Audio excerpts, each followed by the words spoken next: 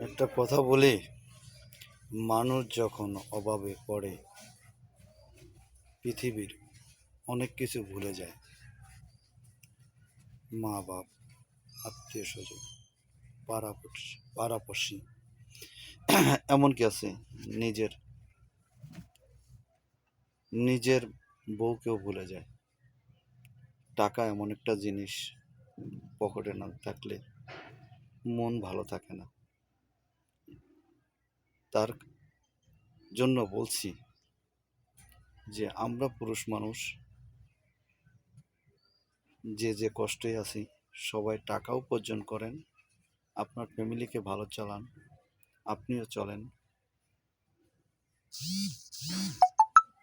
মন খারাপ করে থাকা যাবে না।